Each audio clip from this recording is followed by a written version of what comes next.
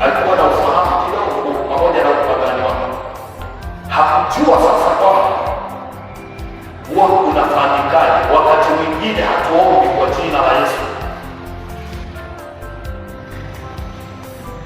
wakati mwingine hatuombi kwa jina la Yesu,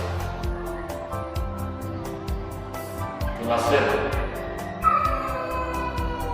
kama alivyoambiwa, mwambieni Naamani aende Yordani akachoge mara 7. Hicho ndicho alichokuwa ameambiwa. Sijui kama unaweza ukaona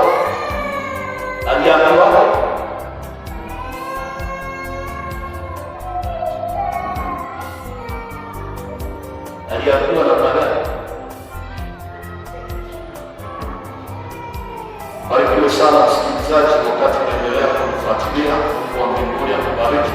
Lakini pia unaweza ukaungana na ibada zetu wiki hii. Siku ya Jumapili tunaanza makusanyiko yetu hapa, na Jumapili hii tutakuwa na jambo kubwa sana la kiungu kuanzia majira saa 3 asubuhi, na baada ya hiyo itaendelea kwa utukufu mwingi na maombezi na utendaji wa nguvu za Mungu utakuwa wa kutosha. Kwa hiyo unaweza pia ukafika na Yesu atakufanyia jambo zuri. Unaweza ukawasiliana nasi kupitia namba ifuatayo 0756964099. Ni Prophet Charles hapa pamoja na Yesu.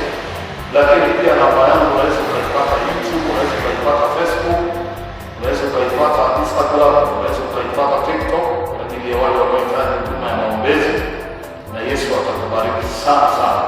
Kituo chetu kingine cha maombezi tunapatikana Dar es Salaam kwa Kibamba, lakini pia tunatarajia kuwa na vituo vingine kama Bunju na maeneo mengine katika jiji la Dar es Salaam, na Mungu wa utukufu Yesu aendelee kuhifadhi. Lakini kama huko kanda ya Ziwa unatupata hapa Katoro, Geita, ndipo tunapatikana kwa uzuri kabisa.